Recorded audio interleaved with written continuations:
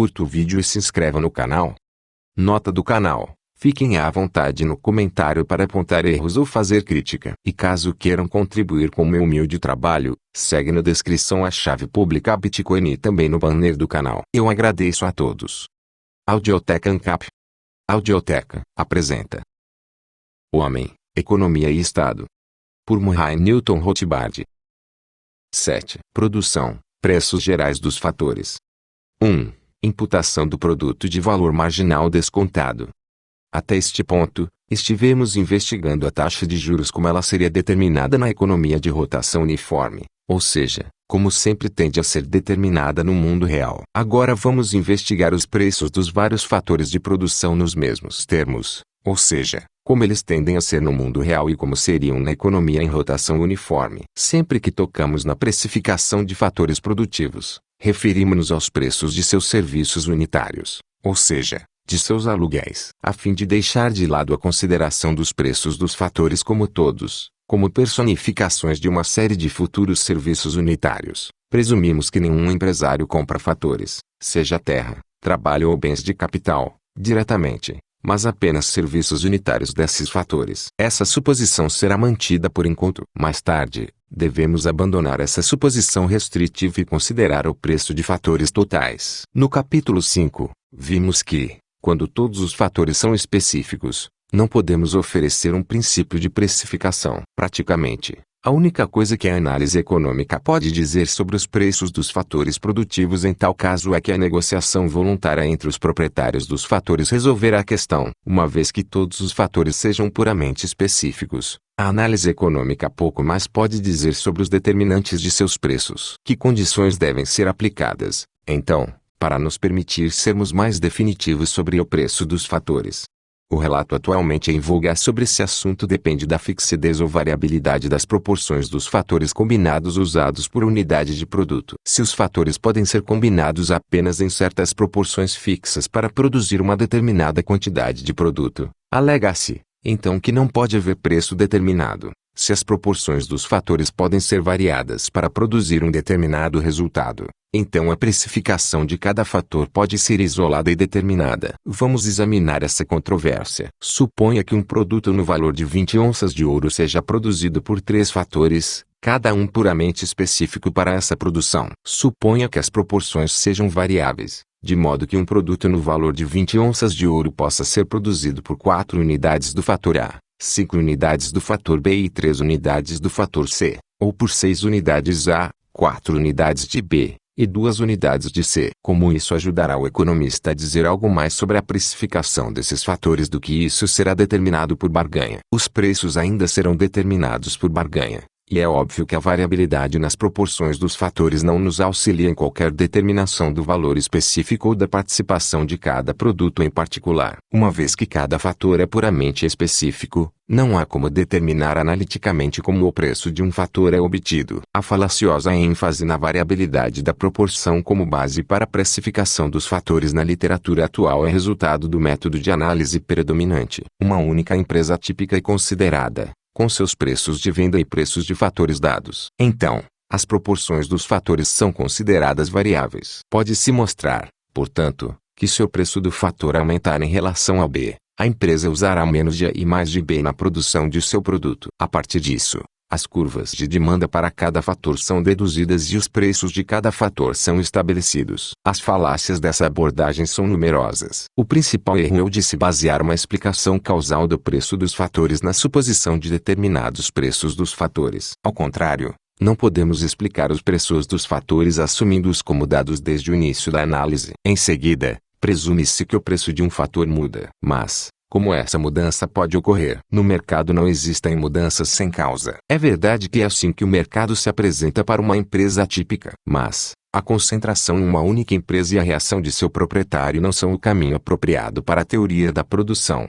Pelo contrário, é provável que seja enganoso, como neste caso. Na literatura atual, essa preocupação com a empresa única, em vez de com a inter-relação das empresas na economia, levou à construção de um edifício da teoria da produção muito complicado e sem valor. Toda a discussão das proporções variáveis e fixas é realmente tecnológica, em vez de econômica, E esse fato deveria ter alertado os autores que confiam na variabilidade como a chave para sua explicação de preços. A única conclusão tecnológica que conhecemos puramente da praxeologia é a lei de retornos, derivada no início do capítulo 1. De acordo com a lei dos retornos, existe um ótimo de proporções de fatores, dados outros fatores, na produção de um determinado produto. Esse ótimo pode ser a única proporção em que o bem pode ser produzido, ou pode ser de muitas proporções. O primeiro é o caso de proporções fixas, o último de proporções variáveis. Ambos os casos estão incluídos na lei mais geral dos retornos, e veremos que nossa análise da precificação dos fatores é baseada apenas nesta lei praxeológica e não em suposições tecnológicas mais restritivas. A questão-chave,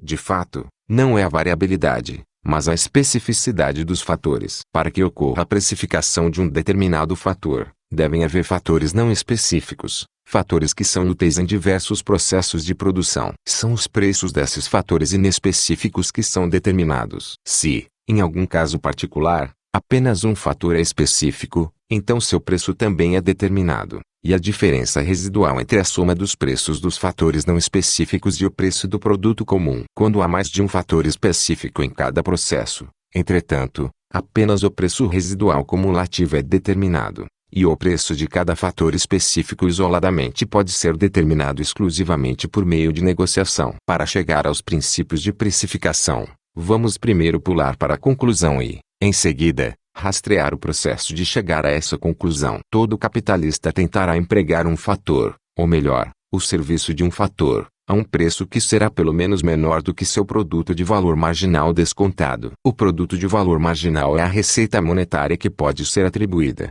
ou imputada, a uma unidade de serviço do fator. É o produto de valor marginal, porque a oferta do fator é em unidades discretas. Este PVM, produto de valor marginal, é descontado pela taxa social de preferência temporal, ou seja, pela taxa de juros vigente. Suponha, por exemplo, que uma unidade de um fator, digamos o valor de um dia de um certo acre de terra ou o valor de um dia do esforço de um certo trabalhador, irá produzir para a empresa um produto daqui a um ano que irá ser vendido por 20 onças de ouro. O PVM desse fator é 20 onças. Mas, este é um futuro bom, o valor presente do bem futuro, e é esse valor presente que está sendo comprado, será igual ao PVM descontado pela taxa de juros vigente. Se a taxa de juros for de 5%, o PVM descontado será igual a 19 onças. Para o empregador, o capitalista, então, o valor máximo que a unidade de fator agora vale é 19 onças. O capitalista estará disposto a comprar esse fator a qualquer preço até 19 onças. Agora, suponha que o proprietário ou proprietários capitalistas de uma empresa paguem por esse fator 15 onças por unidade. Como veremos em maiores detalhes mais adiante, isso significa que o capitalista obtém um lucro puro de 4 onças por unidade, já que colhe 19 onças da venda final. Ele obtém 20 onças na venda final, mas 1 onça é o resultado de sua preferência de tempo e espera e não é puro lucro. 19 onças é o valor presente de sua venda final. Mas, vendo isso acontecer, outros empresários saltarão para a violação para colher esses lucros. Esses capitalistas terão que oferecer o fator do primeiro capitalista e, portanto, pagar mais de 15 onças, digamos 17 onças. Este processo continua até que o fator ganhe seu PVMD, produto de valor marginal descontado, e nenhum lucro puro permaneça. O resultado é que na ERU cada fator isolável ganhará seu PVMD, e este será seu preço. Como resultado, cada fator ganhará seu PVMD, e o capitalista receberá a taxa de juros vigente para comprar bens futuros com suas economias. Na ERU, como vimos, todos os capitalistas receberão a mesma taxa de juros vigente, e nenhum lucro puro será obtido. O preço de venda de um bem será necessariamente igual à soma dos PVMD de seus fatores mais a taxa de retorno de juros do investimento. É claro que, se o valor marginal de uma unidade específica de serviço de fator puder ser isolado e determinado, as forças da concorrência no mercado farão com que seu preço seja igual ao seu PVMD na ERU. Qualquer preço superior ao produto de valor marginal descontado de um serviço de fator não será pago por um capitalista por muito tempo. Qualquer preço mais baixo será aumentado pelas ações competitivas dos empresários que estão licitando esses fatores por meio de ofertas de preços mais altos. Essas ações levarão, no primeiro caso, ao desaparecimento dos prejuízos. No segundo, ao desaparecimento do lucro puro, momento em que se atinge o ERU. Quando um fator é isolável, ou seja, Se seu serviço pode ser separado em valor de avaliação de outros fatores, então seu preço sempre tenderá a ser igual ao seu PVMD. O fator claramente não é isolável. Se, conforme mencionado na nota 3 acima, ele deve sempre ser combinado com algum outro fator particular em proporções fixas. Se isso acontecer, um preço só pode ser dado pelo produto cumulativo dos fatores, e o preço individual só pode ser determinado por meio de barganha. Além disso, como afirmamos, se os fatores forem todos puramente específicos do produto, então, independentemente de qualquer variabilidade nas proporções de sua combinação, os fatores não serão isoláveis. São, então, os fatores inespecíficos que são diretamente isoláveis. Um fator específico é isolável se for o único fator específico da combinação, caso em que seu preço é a diferença entre o preço do produto e a soma dos preços dos fatores não específicos. Mas por qual processo o mercado isola e determina a parcela, o PVM de uma certa unidade de um fator, da receita gerada pela produção? Voltemos à lei básica da utilidade. Qual será o valor marginal de uma unidade de qualquer bem? Será igual à avaliação individual do fim que deve permanecer inatingível caso esta unidade seja removida. Se um homem possui 20 unidades de um bem, e os usos servidos pelo bem são classificados de 1 a 20 em sua escala de valor, sendo o ordinal mais alto, então sua perda de uma unidade, independentemente de qual extremidade a unidade está fornecendo no presente, significará uma perda do uso classificado em 20ª em sua escala. Portanto, a utilidade marginal de uma unidade do bem é classificada em 20 na escala de valor da pessoa. Qualquer unidade adicional a ser adquirida irá satisfazer a próxima maior das extremidades do que ainda não estão sendo servidas, ou seja, em 21, uma classificação que será necessariamente inferior às extremidades já servidas. Quanto maior a oferta de um bem, menor será o valor de sua utilidade marginal. Uma análise semelhante também se aplica ao bem de um produtor. Uma unidade do bem de um produtor será avaliada em termos da receita que será perdida caso uma unidade do bem seja perdida. Isso pode ser determinado pelo conhecimento de um empresário de sua função de produção, ou seja, as várias maneiras pelas quais os fatores podem ser tecnologicamente combinados para produzir certos produtos e sua estimativa da curva de demanda dos compradores de seu produto, ou seja, os preços que eles estariam dispostos a pagar por seu produto. Suponha, agora, que uma empresa está combinando fatores da seguinte maneira: 4x mais 10y mais 2z 100 onças de ouro. 4 unidades de x mais 10 unidades de y mais 2 unidades de z produzem um produto que pode ser vendido por 100 onças de ouro. Agora, suponha que o empresário estime que o seguinte aconteceria se uma unidade de x fosse eliminada: 3x mais 10y mais 2z 80 onças de ouro. A perda de uma unidade de x, permanecendo outros fatores constantes, resultou na perda de 20 onças de ouro da receita bruta. Este, então, é o produto de valor marginal da unidade nesta posição e com este uso. Este processo também é reversível. Portanto, suponha que a empresa esteja atualmente produzindo nas últimas proporções e colhendo 80 onças de ouro. Se adicionar uma quarta unidade de x à sua combinação, mantendo as outras quantidades constantes, ganha mais 20 onças de ouro. Portanto, aqui também, o PVM desta unidade é de 20 onças de ouro. Este exemplo assumiu implicitamente um caso de proporções variáveis. E se as proporções forem necessariamente fixas? Nesse caso, a perda de uma unidade de x exigiria que quantidades proporcionais de y, z, etc., fossem eliminadas. A combinação de fatores construídos em 3x seria então a seguinte: 3x mais 7,5y mais 1,5z 75 onças de ouro. Assumindo nenhuma mudança de preço no produto final com proporções fixas, então, o produto do valor marginal do fator variável seria maior, neste caso 25 onças de ouro. Por enquanto, vamos ignorar as variações do PVM dentro de cada processo de produção e considerar apenas as variações do PVM entre os diferentes processos. Isso é básico, pois, afinal, é necessário ter um fator utilizável em mais de um processo de produção antes que seu PVM possa ser isolado. Inevitavelmente, então, o PVM será diferente de processo para processo, uma vez que as várias combinações de fatores de produção e preços de produtos serão diferentes. Para cada fator, então, há um feixe de possíveis investimentos em diferentes processos de produção, cada um diferindo em PVM. Os PVMs, ou, estritamente, os PVMs com desconto, podem ser organizados em ordem decrescente. Por exemplo, para o fator X, 25 onças, 24 onças, 22 onças, 21 onças, 20 onças, 19 onças, 18 onças, etc. Suponha que comecemos na economia com uma oferta zero do fator e, em seguida, adicionemos uma unidade, onde essa unidade será empregada. É óbvio que essa será empregada no uso com maior PVMD. A razão é que os capitalistas nos diversos processos de produção vão competir entre si pelo uso do fator. Mas o uso em que o PVMD é 25 pode ofertar a unidade do fator dos outros concorrentes.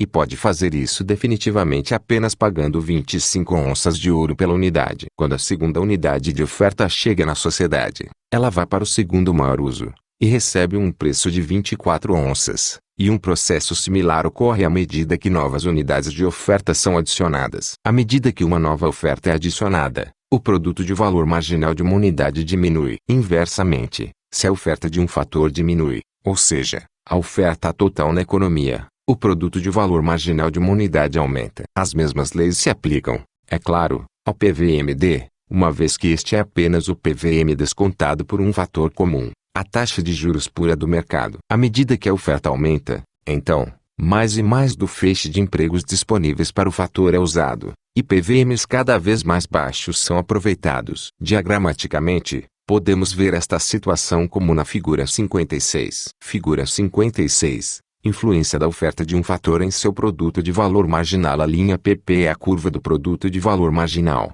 o PVM descontado, de um fator. Está sempre diminuindo à medida que se move para a direita, porque novas unidades de suprimento sempre entram nos usos que são mais produtivos de receita. No eixo horizontal está a quantidade de oferta do fator. Quando a alimentação é 0A, o PVM é AB. Quando o suprimento é maior em 0C, o PVM é menor em CD. Digamos que haja 30 unidades do fator X disponíveis na economia e que o PVM correspondente a tal oferta seja de 10 onças. O preço da 30ª unidade, então, tenderá a ser de 10 onças e será de 10 onças na ERU. Isso decorre de a tendência do preço de um fator ser igual ao seu PVM. Mas, agora devemos lembrar que ocorre a tendência inexorável no mercado do preço de todas as unidades de qualquer bem ser uniforme em todo o seu mercado. Isso deve se aplicar a um fator produtivo, assim como a qualquer outro bem. Na verdade, esse resultado segue da própria lei básica de utilidade que estivemos considerando. Pois, uma vez que as unidades dos fatores,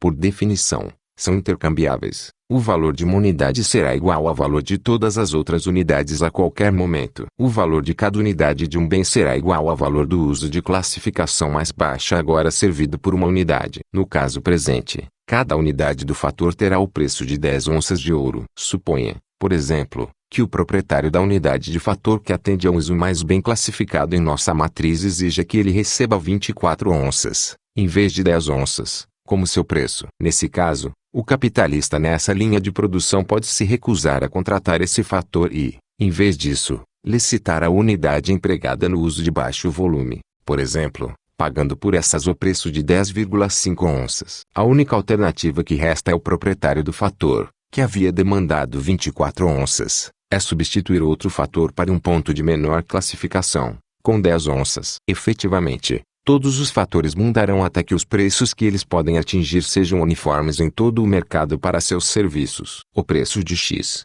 então, é determinado em 10 onças. É determinado pelo PVM, ou melhor, pelo PVMD, da oferta, que diminui à medida que a oferta aumenta e vice-versa. Vamos supor que Y também seja um fator inespecífico e que Z seja um fator específico para o processo particular considerado acima. Suponhamos ainda que, por um processo semelhante, o PVMD e, portanto, o preço de Y seja determinado em 2 onças. Neste ponto, devemos reintroduzir o conceito de produção dentro de cada linha. Temos discutido PVMDs de fatores transferidos de um uso para outro. Em nosso exemplo, uma unidade de X pode ter um PVM, ou PVMD, de 20 onças em um uso específico. No entanto, seu preço, conforme determinado pelo PVM do uso de classificação mais baixa para o qual é empregado, é de 10 onças. Isso significa que, nesse uso, o capitalista está contratando um fator por 10 onças que rende para ele 20 onças. Estimulado por esse lucro, ele contratará mais unidades do fator até que o PVM nesse uso se iguale ao PVM no uso de classificação mais baixa, ou seja, o preço do fator, 10 onças. O mesmo processo ocorrerá em relação a cada um dos outros usos. A tendência será sempre, então, e isso sempre ocorrerá na ERU, para que o PVMD de qualquer fator seja igual em cada linha de produção. Veremos em breve porque o aumento da compra de um fator, mesmo dentro de cada linha, reduzirá o PVM nessa linha. Suponha, então, que os preços de X e Y sejam de 10 e 2 onças, respectivamente, e que todos os capitalistas tenham organizado sua produção de modo a igualar o PVMD de cada fator em cada linha a esse preço. Suponha, ainda, que o ponto de equilíbrio neste uso particular é a combinação 3x mais 10y mais 2z 80 onças. Substituindo os preços fornecidos de X e Y.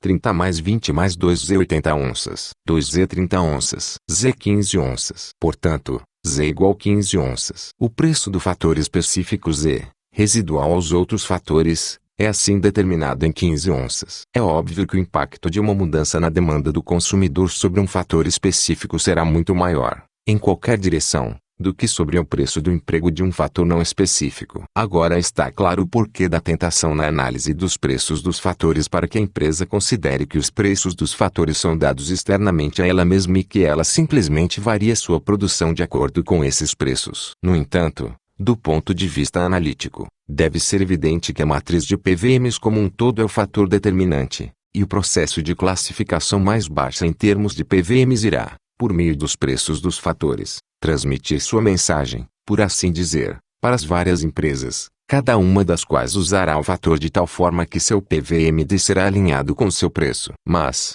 o fator determinante final é a programação do PVMD, não o preço do fator. Para fazer a distinção, podemos denominar a matriz completa de todos os PVMs para um fator, a programação PVMD geral de um fator, enquanto a matriz especial de PVMDs dentro de qualquer processo ou estágio de produção particular, podemos denominar a programação PVMD particular do fator. É a programação geral do PVMD que determina o preço do fornecimento do fator e, em seguida, as programações dos PVMDs específicos dentro de cada processo de produção são alinhadas de modo que os PVMDs do fator sejam iguais ao seu preço. A figura 56 acima traz um quadro geral. Os PVMs específicos são submatrizes dentro da mais ampla gama de todas as alternativas possíveis. A programação geral do PVM. Em suma, os preços dos fatores produtivos são determinados da seguinte forma, onde um fator é isolável, seu preço tenderá para o produto de valor marginal descontado e será igual a seu PVMD na ERU. Um fator será isolável onde for inespecífico, ou seja, for útil em mais de um processo produtivo, ou onde for o único fator específico em um processo. O preço do fator inespecífico será definido igual ao seu PVMD, conforme determinado por sua programação PVMD geral, a gama completa possível de PVMDs, dadas as várias unidades de fornecimento do fator na economia. Uma vez que os usos de maior valor produtivo serão escolhidos primeiro, e os de menor abandonados primeiros, a curva do PVM geral diminui à medida que a oferta aumenta. Os vários PVMs específicos nos vários processos serão organizados de modo a igualar o preço do fator definido pela programação geral do PVMD. O PVMD imputado pelo fator específico é a diferença residual entre o preço do produto e a soma dos preços dos fatores não específicos. A utilidade marginal de uma unidade de um bem é determinada pelo esquema de utilidade marginal decrescente de um homem avaliando um determinado suprimento ou estoque desse bem. Da mesma forma, o estabelecimento pelo mercado do preço de um bem de consumo é determinado pelos esquemas de demanda agregada do consumidor, diminuindo, e sua interseção com o fornecimento ou estoque de um determinado bem. Estamos agora empenhados em aprofundar ainda mais o problema e encontrar a resposta para duas questões gerais. O que determina os preços dos fatores de produção no mercado e o que determina a quantidade de bens que será produzida. Vimos nesta seção que o preço de um fator é determinado por sua curva de produtividade do valor marginal geral decrescente, descontado, que se cruza com a oferta, estoque, dada do fator na economia. 2. Determinação do produto de valor marginal descontado. A. Descontos.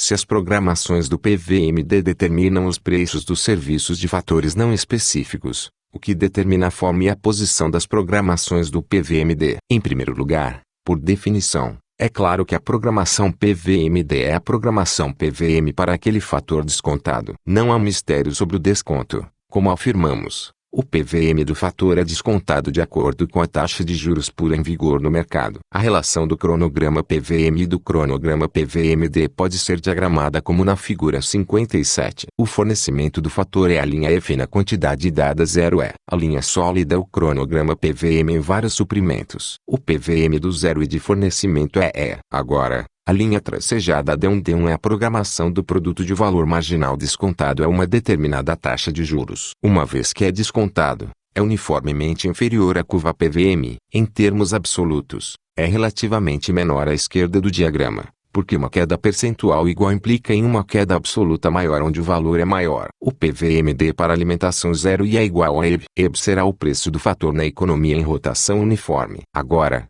suponha que a taxa de juros na economia aumente, como resultado, é claro, dos aumentos nas tabelas de preferência temporal. Isso significa que a taxa de desconto para cada PVM hipotético será maior e os níveis absolutos mais baixos. A nova programação PVMD é descrita como a linha pontilhada D2D2. O novo preço para a mesma oferta do fator é C, um preço mais baixo do que antes. Figura 57. Efeitos das mudanças na taxa de juros sobre o produto de valor marginal descontado enquanto a oferta do fator variável dos determinantes da programação PVMD, então, é a taxa de desconto, e vimos acima que a taxa de desconto é determinada por preferências temporais individuais. Quanto maior a taxa de desconto, menor tenderá a ser o PVMD e, portanto, menor será o preço do fator. Quanto menor a taxa de juros, maior o PVMD e o preço do fator, o que, então, determina a posição e a forma da programação do PVM. Qual é o produto de valor marginal? É a quantidade de receita recebida atribuível a uma unidade de um fator. E essa receita depende de dois elementos.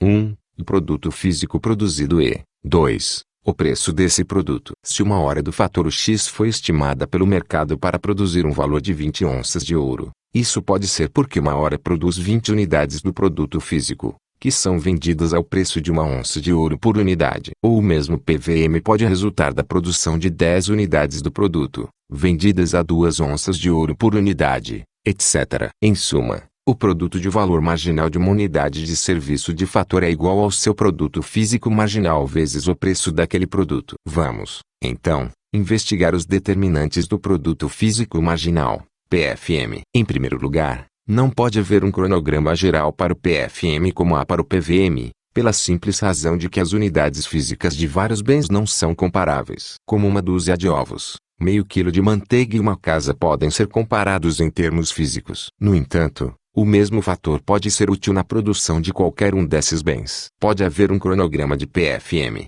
portanto, apenas em termos particulares, ou seja, em termos de cada processo de produção particular em que o fator pode ser envolvido. Para cada processo de produção haverá para o fator uma programação marginal de produção física de uma determinada forma. O PFM para um fornecimento nesse processo é a quantidade do produto físico imputável a uma unidade desse fator, ou seja, a quantidade do produto que será perdida se uma unidade do fator for removida. Se o suprimento do fator no processo é aumentado em uma unidade, outros fatores permanecem os mesmos. Então o PFM do suprimento se torna o produto físico adicional que pode ser obtido com a adição da unidade. O fornecimento do fator que é relevante para os cronogramas do PFM não é o fornecimento total na sociedade, mas o fornecimento em cada processo, uma vez que os cronogramas do PFM são estabelecidos para cada processo separadamente. B. O produto físico marginal. 1. A lei dos retornos. Para investigar melhor o cronograma do PFM, lembremos a lei dos retornos, apresentada no capítulo 1. De acordo com a lei dos retornos, uma verdade eterna da ação humana é que se a quantidade de um fator varia, e as quantidades de outros fatores permanecem constantes, há um ponto em que o produto físico por fator está no máximo. O produto físico por fator pode ser denominado produto físico médio PFME. A lei estabelece ainda que com uma oferta menor ou maior do fator, a PFME deve ser menor. Podemos diagramar uma curva PFM atípica como na figura 58. Figura 58. Média do produto físico em relação à oferta de um fator. 2. Produto físico marginal e produto físico médio. Qual é a relação entre PFM e PFME? O PFME é a quantidade de produto físico que será produzida com a adição de uma unidade de um fator, dados outros fatores. O PFM é a razão entre o produto total e a quantidade total do fator variável, entre outros fatores sendo dados. Para ilustrar os significados de PFM e PFME, consideremos um caso hipotético em que todas as unidades de outros fatores são constantes e o número de unidades de um fator é variável. Na tabela 13, a primeira coluna lista o número de unidades do fator variável e a segunda coluna o produto físico total produzido quando essas unidades variáveis são combinadas com as unidades fixas dos outros fatores. A terceira coluna é o PFM é igual ao produto total dividido pelo número de unidades do fator, ou seja, a produtividade física média de uma unidade do fator. A quarta coluna é o PFM igual à diferença no produto total produzida pela adição de mais uma unidade do fator variável, ou seja, o produto total da linha atual menos o produto total da linha anterior. Em primeiro lugar, é claro que nenhum fator jamais será empregado na região onde o PFM é negativo. Em nosso exemplo, isso ocorre quando 7 unidades do fator estão sendo empregadas. 6 unidades do fator, combinadas com outros fatores dados, produziram 30 unidades do produto. A adição de outra unidade resulta na perda de 2 unidades do produto. O PFM do fator quando 7 unidades são empregadas é menos 2. Obviamente, nenhum fator jamais será empregado nesta região, e isso é verdade quer o proprietário do fator também seja dono do produto, quer um capitalista contrate o fator para trabalhar no produto. Seria sem sentido e contrário aos princípios da ação humana despender esforço ou dinheiro em fatores adicionais apenas para que a quantidade do produto total diminuísse. Na tabulação, seguimos a lei dos retornos, em que a PFM é, começando, é claro, de 0 com 0 unidades do fator, sobe para um pico e depois cai. Também observamos o seguinte em nosso gráfico. 1. Quando a PFM está aumentando, com exceção da primeira etapa em que PT, PFME e PFM são todos iguais, PFM é maior que PFME. 2. Quando PFME está caindo, o PFM é menor que o PFME. 3. No ponto de PFM é máximo, PFM é igual a PFME. Devemos agora provar, algebricamente, que essas 3 leis sempre valem. Seja f qualquer número de unidades de um fator variável, dados outros fatores, e p as unidades do produto total gerado pela combinação. Então p, f é o produto físico médio. Quando adicionamos f a mais unidades do fator, o produto total aumenta em p. O produto físico marginal correspondente ao aumento do fator é p, f. O novo produto físico médio, correspondente à maior oferta de fatores, é P mais delta P sobre F mais delta F. Agora, o novo PFME pode ser maior ou menor que o anterior. Suponhamos que a nova PFME seja maior e que, portanto, estejamos em uma região onde a PFME está aumentando. Isso significa que P mais delta P sobre F mais delta F maior que P sobre F. Ou P mais delta P sobre F mais delta F menos P sobre F maior que 0. Combinando os termos, Fp mais F delta P menos Pf menos delta F sobre F vezes F mais delta F, maior que 0. Então, com certeza, Fp mais F delta P menos Pf menos P delta F maior que 0. F delta P menos P delta F maior que 0. F delta P maior que P delta F. Delta P sobre delta F maior que Kp sobre F. Assim, o PFM é maior que o antigo PFME. Uma vez que é maior, isso significa que existe um número positivo K tal que delta P sobre delta F igual Kp sobre F. Agora, há uma regra algébrica de acordo com a qual, se A sobre B é igual a C sobre D, então A sobre B é igual a C mais A sobre D mais B. Portanto, delta P delta F é igual a Kp mais delta P sobre F mais delta F. Uma vez que K é positivo, Kp mais delta P sobre F mais delta F é igual a P mais delta P sobre F mais delta F. Portanto, delta P sobre delta F é igual a P mais delta P sobre F mais delta F. Em suma, o PFM também é maior que o novo PFME. Em outras palavras, se a PFME está aumentando, então o produto físico marginal é maior do que o produto físico médio nesta região. Isso prova a primeira lei acima. Agora, se voltarmos à nossa prova e substituirmos sinais de menor que por sinais de maior que e realizarmos etapas semelhantes, chegamos à conclusão oposta. Onde a PFME está diminuindo, o produto físico marginal é menor do que o produto físico médio. Isso prova a segunda de nossas 3 leis sobre a relação entre o produto físico marginal e o médio. Mas, se PFM for maior do que PFM é quando o último está aumentando e for menor do que PFM é quando o último estiver diminuindo, Então segue-se que quando o PFME está no seu máximo, o PFM não deve ser menor nem maior do que, mas igual a PFME. E isso prova a terceira lei. Vemos que essas características de nossa tabela se aplicam a todos os casos possíveis de produção. Igual ΔFF mais ΔF ΔPP mais ΔPU. O diagrama na figura 59 representa um conjunto típico de programações do PFM e do PFME. Ele mostra várias relações entre PFME e PFM. Ambas as curvas começam do zero e são idênticas muito perto de sua origem. A curva PFME sobe até atingir um pico em B e então decai. A curva PFM sobe mais rápido, de modo que é mais alta que o PFME, atinge seu pico mais cedo em C, então, até cruzar com o PFME em B. A partir de então, a curva PFM torna-se mais rápida que o PFME, até que finalmente cruza o eixo horizontal e torna-se negativa em algum ponto A. Nenhuma empresa irá operar além da área 0A. Figura 59. Relação entre o produto físico marginal e a média de produto físico. Agora vamos explorar mais a área de aumento da PFME, entre 0 e D. Tomemos outra tabulação hipotética, tabela 14, que será mais simples para nosso propósito. Unidades dos fatores produto total produto físico médio 2341018255566.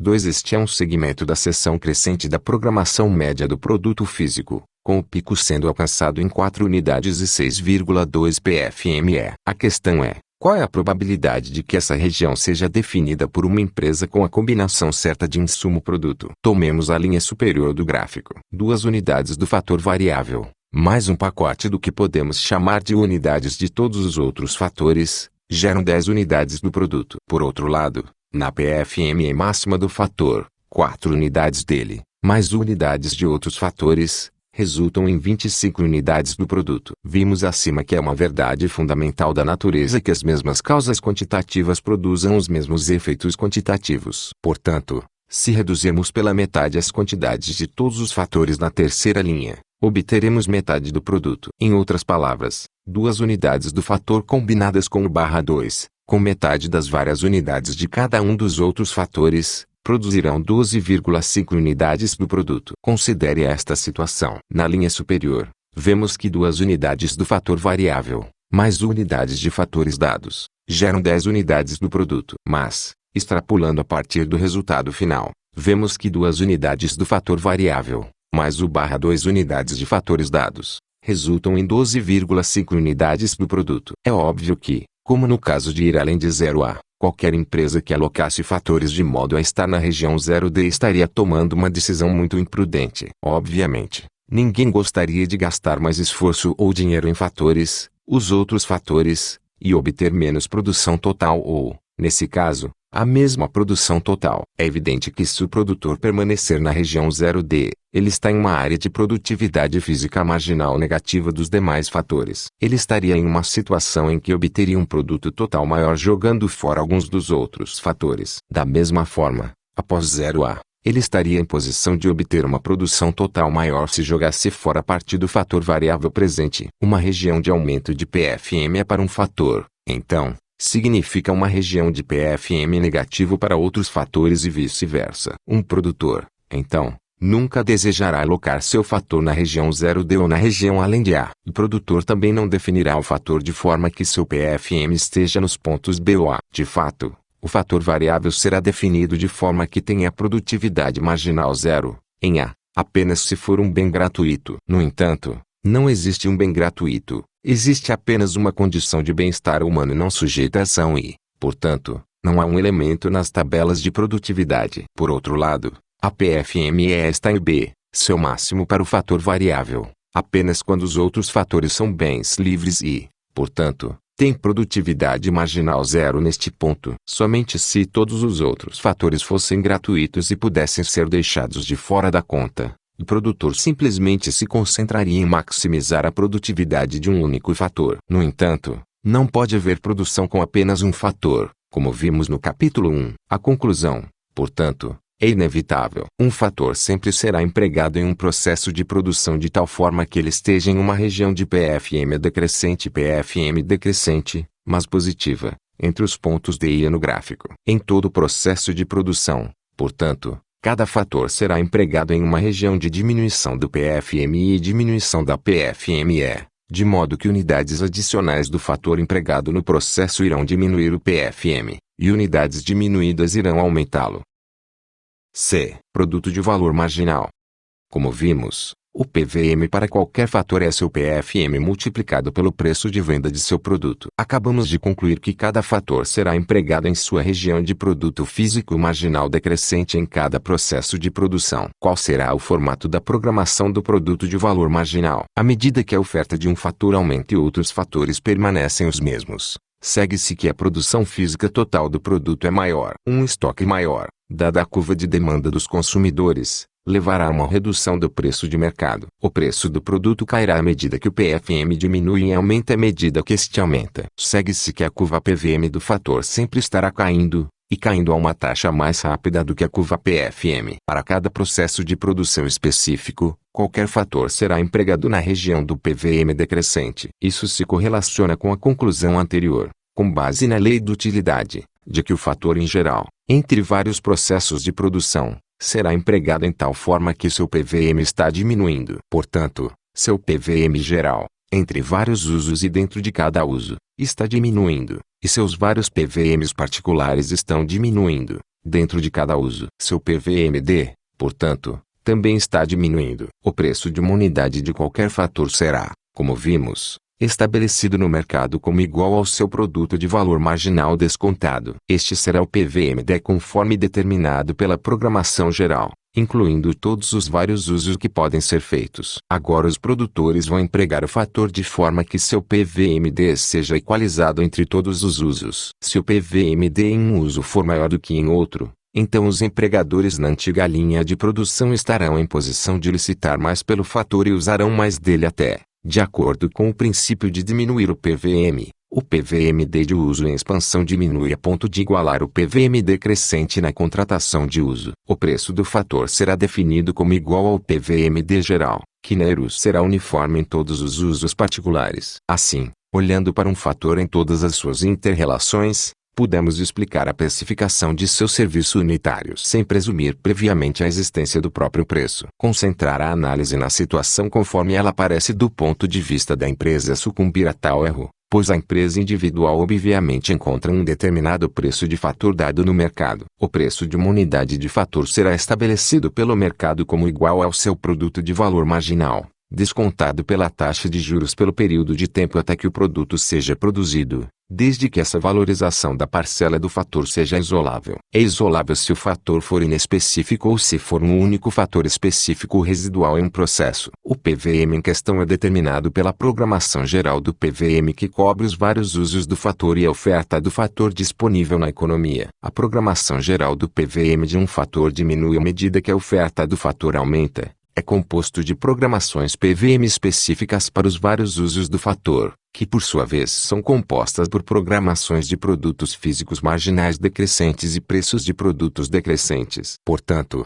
se a oferta do fator aumenta, a programação do PVM na economia permanece a mesma. O PVMI, portanto, o preço do fator cairá, e à medida que a oferta do fator diminui, ceteris paribus, o preço do fator aumentará. Para a empresa individual, o preço de um fator estabelecido no mercado é o sinal de seu produto de valor marginal descontado em outro lugar. Este é o custo de oportunidade da empresa usando o produto, uma vez que é igual ao produto de valor que é esquecido por não usar a unidade de fator em outro lugar. Na ERU, onde todos os preços dos fatores são iguais aos produtos de valor marginal descontado, segue-se que os preços dos fatores e os custos de oportunidade serão iguais. Os críticos da análise da produtividade marginal sustentaram que no mundo moderno e complexo todos os fatores cooperam na produção de um produto e, portanto, é impossível estabelecer qualquer tipo de imputação de parte do produto a vários fatores cooperantes. Consequentemente, eles afirmam, a distribuição do produto aos fatores é separável da produção e ocorre arbitrariamente de acordo com a teoria da negociação. Com certeza, ninguém nega que muitos fatores cooperam na produção de bens. Mas o fato de que a maioria dos fatores, e todos os fatores de trabalho, são inespecíficos, e que muito raramente há mais de um fator puramente específico em um processo de produção, permite ao mercado isolar a produtividade do valor e tender a pagar cada fator de acordo com este produto marginal. No livre mercado, portanto, O preço de cada fator não é determinado por barganha arbitrária, mas tende a ser estabelecido estritamente de acordo com seu produto de valor marginal descontado. A importância desse processo de mercado torna-se maior à medida que a economia se torna mais especializada e complexa e os ajustes mais delicados. Quanto mais usos se desenvolvem para um fator e quanto mais tipos de fatores surgem, mais importante é esse processo de imputação de mercado em comparação com a simples negociação, pois é esse processo que causa a efetiva alocação de fatores e o escoamento da produção de acordo com as demandas mais urgentes dos consumidores, incluindo os desejos não monetários dos próprios produtores. No processo de livre mercado, portanto, não há separação entre produção e distribuição. Não existe uma pilha em algum lugar em que produtos sejam arbitrariamente lançados e de onde alguém os faça ou possa distribuí-los arbitrariamente entre várias pessoas. Pelo contrário, os indivíduos produzem bens e os vendem aos consumidores por dinheiro, que por sua vez gastam no consumo ou no investimento para aumentar o consumo futuro. Não há uma distribuição separada, há apenas produção e seu corolário, a troca. Deve-se sempre entender, mesmo quando não for explicitamente declarado no texto por motivos de exposição, que os cronogramas PVM usados para definir os preços são cronogramas PVM com desconto, descontando o PVM final pelo tempo restante até o produto do consumidor final ser produzido. São os PVMs que são equalizados ao longo dos vários usos do fator. A importância desse fato é que ele explica a alocação no mercado de fatores inespecíficos entre os vários estágios produtivos do mesmo ou de diferentes bens. Assim, se o PVMD de um fator for 6 onças de ouro, e se o fator for empregado em um processo praticamente instantâneo com o consumo, seu PVM será 6. Suponha que a taxa de juros pura seja de 5%. Se o fator está trabalhando em um processo que amadurecerá no consumo final daqui a 5 anos, um PVMD de 6 significa um PVM de 7,5. Se estiver trabalhando em um processo de 10 anos, um PVMD de 6 significa um PVM de 10. etc. Quanto mais remoto for o tempo de operação do momento em que o produto final é concluído, maior deve ser a diferença permitida para a receita de juros anual oferida pelos capitalistas que avançam os bens presentes e, assim, tornam possível todo o processo de produção. A quantidade do desconto do PVM é maior aqui porque o estágio superior está mais distante do consumo final do que os outros. Portanto, para que o investimento ocorra nos estágios superiores, seu PVM deve ser muito maior do que o PVM nos processos mais curtos. 3. A fonte das receitas dos fatores. Nossa análise permite-nos agora resolver aquela controvérsia consagrada pelo tempo na economia. Qual é a fonte dos salários, capital ou consumo? Ou, como deveríamos reformular, qual é a fonte das rendas dos fatores originais, para os fatores de trabalho e terra? É claro que o objetivo final do investimento de capital é o consumo futuro. Nesse sentido, o consumo é o requisito necessário sem o qual não haveria capital. Além disso, para cada bem particular, o consumo dita, por meio das demandas do mercado, os preços dos vários produtos e a mudança de fatores, não específicos, de um processo para outro. No entanto, o consumo por si só não fornece nada. Poupança e investimentos são necessários para permitir qualquer consumo, uma vez que muito pouco consumo poderia ser obtido sem nenhum processo de produção ou estrutura de capital, talvez apenas a colheita direta dos frutos. Na medida em que os fatores de trabalho ou terra produzem e vendem bens de consumo imediatamente, nenhum capital é necessário para seu pagamento. Eles são pagos diretamente pelo consumo. Isso foi verdade para a colheita de frutas vermelhas de Cruzoé. Também é verdade em uma economia altamente capitalista para trabalho e terra, nos estágios finais do processo de produção. Nessas fases finais, que incluem puras receitas de trabalho auferidas na venda de serviços pessoais, de médicos, artistas, advogados, etc., aos consumidores, os fatores ganham PVM diretamente, sem serem descontados antecipadamente. Todos os outros fatores de trabalho e de terra que participam do processo de produção são pagos pelo capital economizado antes do produto produzido e consumido. Devemos concluir que na disputa entre a teoria clássica de que os salários são pagos com o capital e a teoria de Henry George, J.B. Clark e outros de que os salários são pagos com o produto anual consumido, a primeira teoria está correta na esmagadora maioria de casos, e que essa maioria se torna mais preponderante quanto maior for o estoque de capital da sociedade. 4. Terra e bens de capital. O preço do serviço unitário de cada fator, então, é igual ao seu produto de valor marginal descontado. Isso é verdade para todos os fatores, sejam eles originais terra e trabalho, ou produzidos bens de capital. Porém, como vimos, não há receita líquida para os proprietários de bens de capital, uma vez que seus preços contêm os preços dos diversos fatores que cooperam em sua produção. Essencialmente, então, a renda líquida acumula-se apenas para os proprietários de terras e fatores de trabalho e para os capitalistas por seus serviços de tempo. Ainda é verdade, no entanto, que o princípio do preço, igualdade com o PVM com desconto, se aplica a qualquer fator, seja um bem de capital ou qualquer outro. Vamos voltar ao diagrama da figura 41. Desta vez, vamos supor, para simplificar, que estamos lidando com uma unidade de um bem de consumo, que é vendido por 100 onças, e que uma unidade de cada fator particular entra em sua produção. Assim, no ranking 1, 80 se refere a uma unidade de um bem de capital. Vamos considerar a primeira classificação primeiro. Os capitalistas compram um bem de capital por 80 onças e,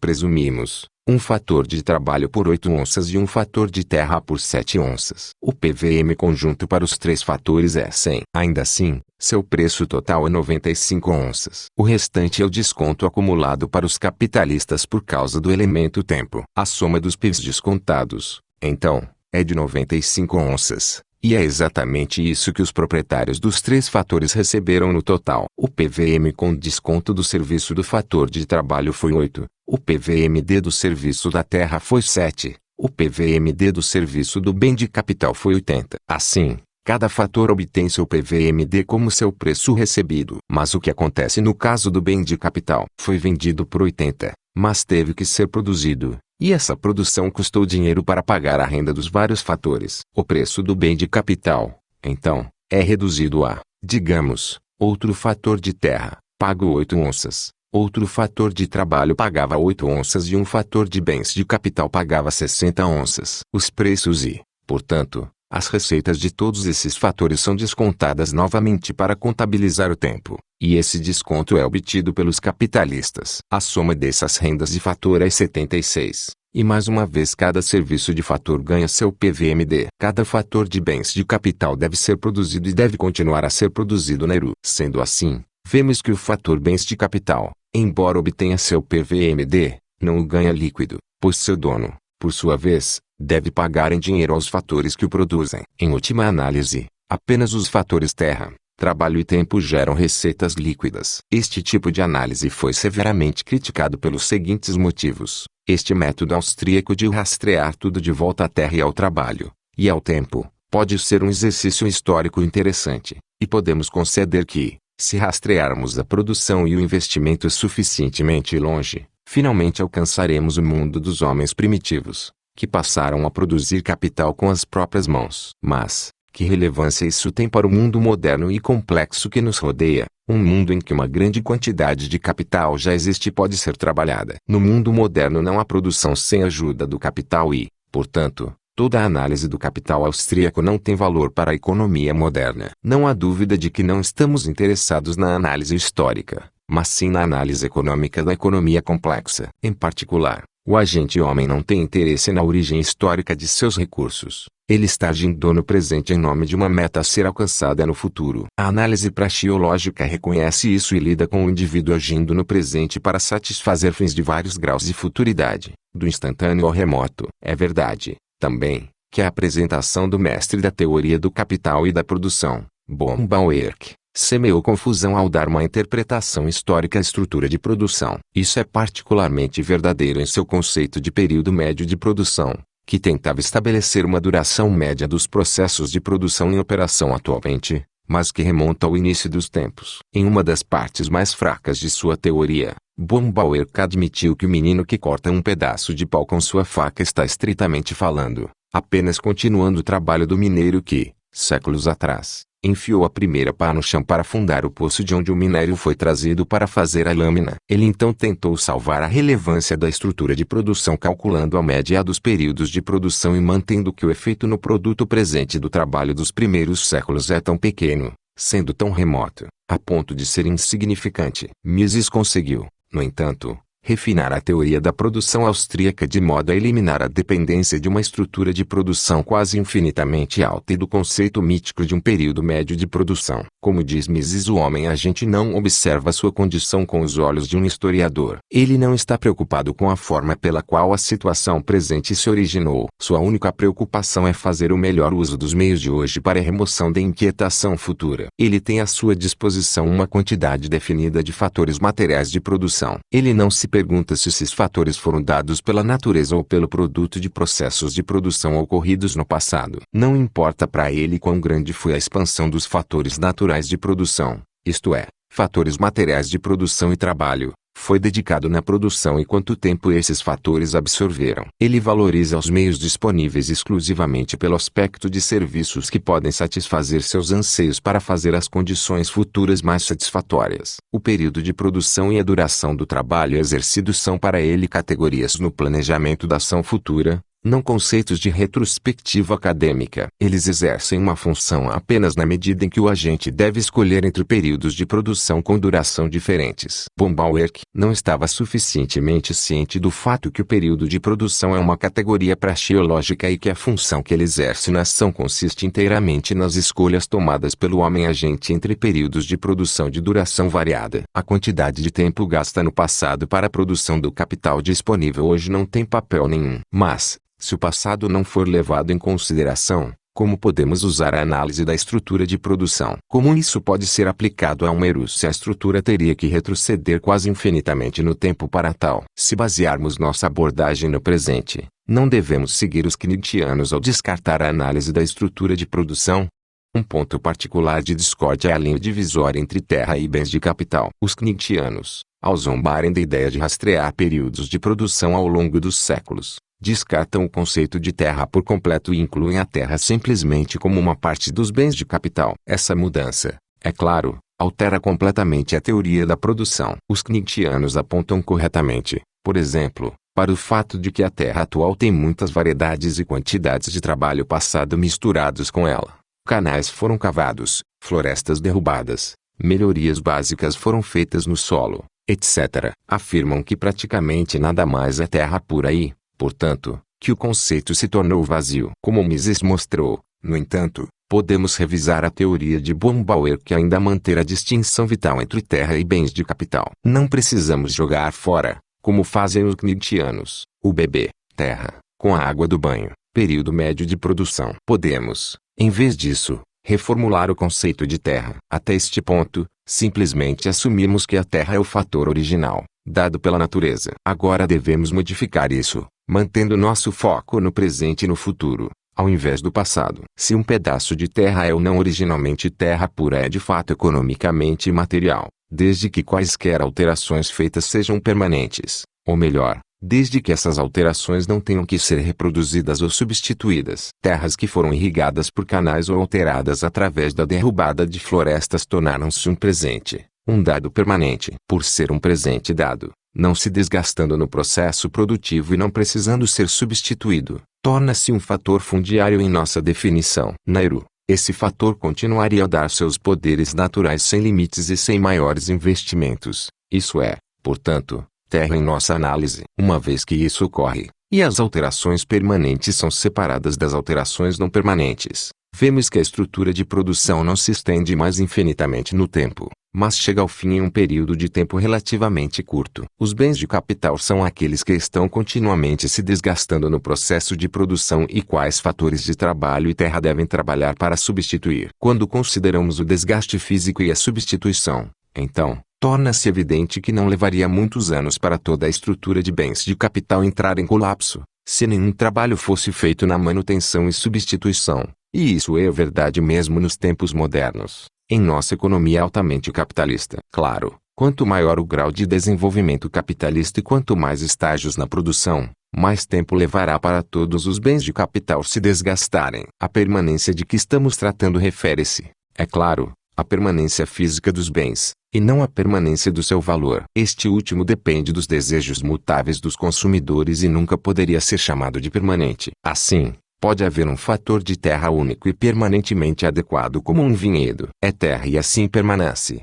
portanto, indefinidamente. Se, em algum momento, os consumidores perderem completamente o gosto pelo vinho, e a terra ficar sem valor e não mais utilizada, ainda é um fator permanente e, portanto, é terra, embora agora submarginal. Deve-se notar que a permanência é relevante para apresentar considerações da ação humana. Um pedaço de terra pode gerar um produto marginal, físico, permanente, sem necessidade de manutenção, e de repente um vulcão pode entrar em erupção ou um furacão atingir a área, e a permanência pode ser destruída. Tais eventos naturais concebíveis, entretanto, não são relevantes ex ante para a ação humana e, portanto, do ponto de vista da ação, esta terra é corretamente considerada como permanente, até que as mudanças naturais ocorram. O conceito de terra usado ao longo deste livro, então, é totalmente diferente do conceito popular de terra. Vamos, nesta seção, distinguir os dois chamando o primeiro de terra econômica e o último de terra geográfica. O conceito econômico inclui todas as fontes de valor fornecidas pela natureza, o que normalmente é conhecido como recursos naturais,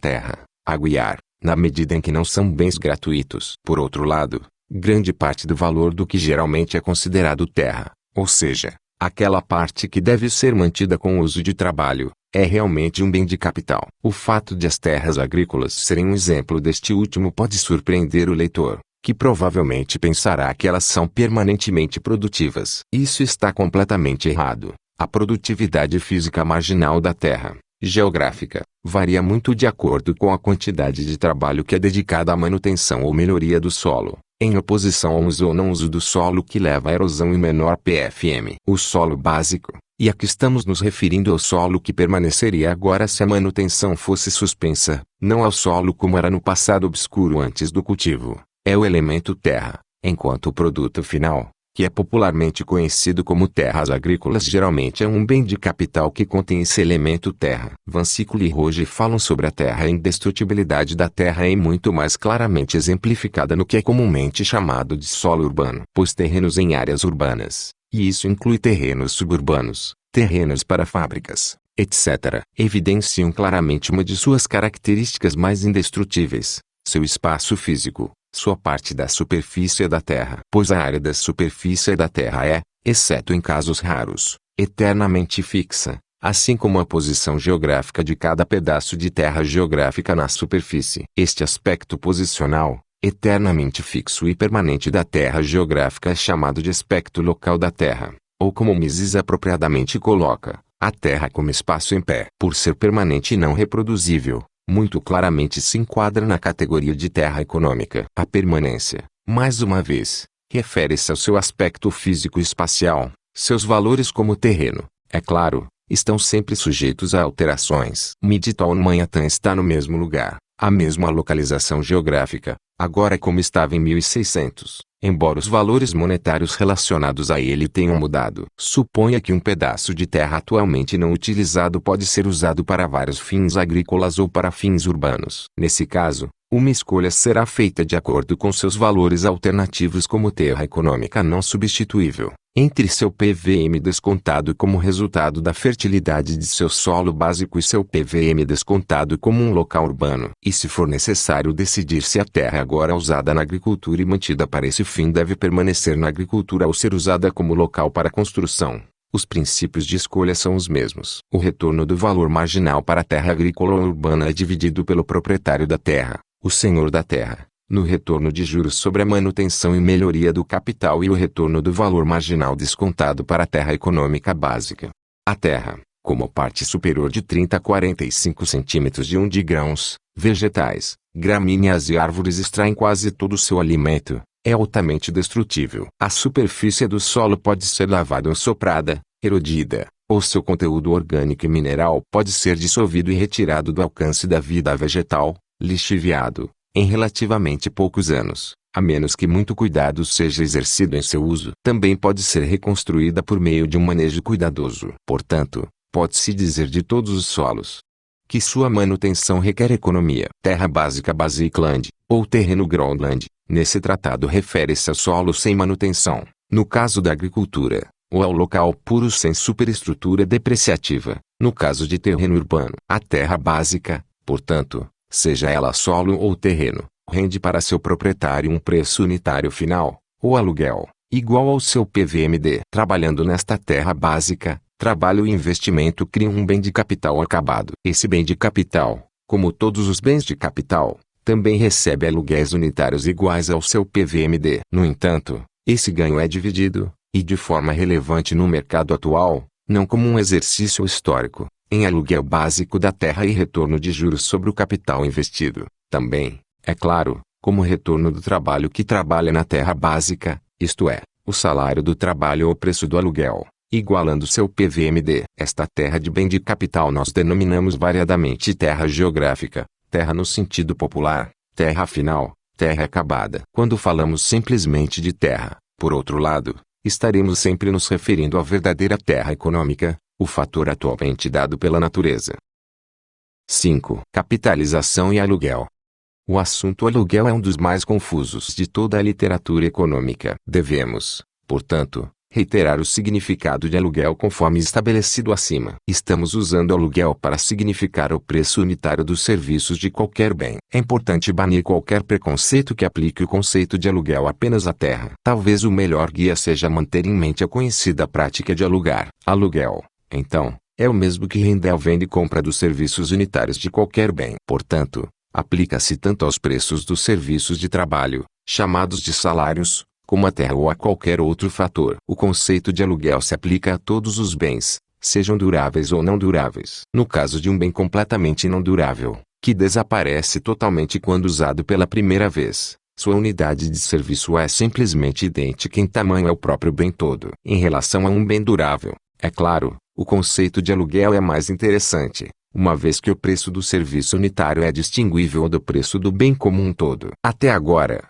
neste trabalho, presumimos que nenhum produto de produtor durável é comprado diretamente, que apenas seus serviços unitários são trocados no mercado. Portanto, toda a nossa discussão sobre preços tratou dos preços de aluguel. É óbvio que os aluguéis são os preços fundamentais. A análise de utilidade marginal nos ensinou que os homens valorizam os bens em unidades e não como todos. O preço unitário, ou aluguel, é, então, o preço fundamental no mercado. No capítulo 4, analisamos o preço do aluguel e o preço do bem como um todo para bens de consumo duráveis. O princípio é precisamente o mesmo para bens de produção. O valor do aluguel do serviço unitário é o básico, aquele determinado em última instância no mercado por escalas de utilidades individuais. O preço do bem integral, também conhecido como valor de capital do bem, é igual à soma das rendas futuras esperadas descontadas pelo que então chamamos vagamente de fator de preferência temporal e que agora sabemos é a taxa de juros. O valor do capital, o preço do bem como um todo,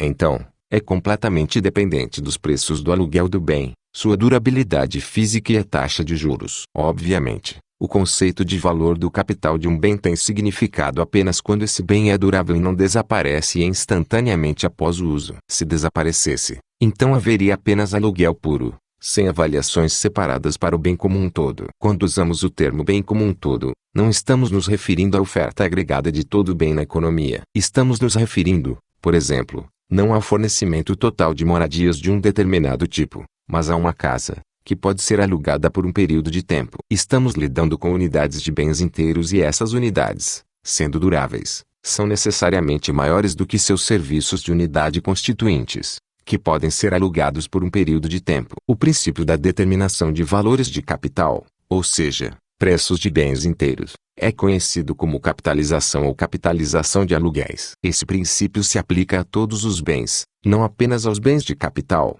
e não devemos ser enganados por semelhanças de terminologia. Assim, a capitalização se aplica a bens de consumo duráveis, como casas, aparelhos de TV, etc. Também se aplica a todos os fatores de produção, incluindo terrenos básicos. O preço do aluguel, ou aluguel, de um fator de produção é igual, como vimos, ao seu produto de valor marginal descontado. O valor de capital de um fator integral será igual à soma de suas rendas futuras, ou a soma de seus PVMDs. Esse valor de capital será o preço pelo qual o bem todo será trocado no mercado. É com esse valor de capital que uma unidade de um bem completo como uma casa, um piano, uma máquina, um acre de terra, etc., será vendida no mercado. Claramente não há sentido em capitalizar se não houver mercado ou preço para o bem completo. O valor do capital é o valor de avaliação definido pelo mercado com base nos aluguéis, durabilidade e taxa de juros. O processo de capitalização pode abranger muitas unidades de um bem completo,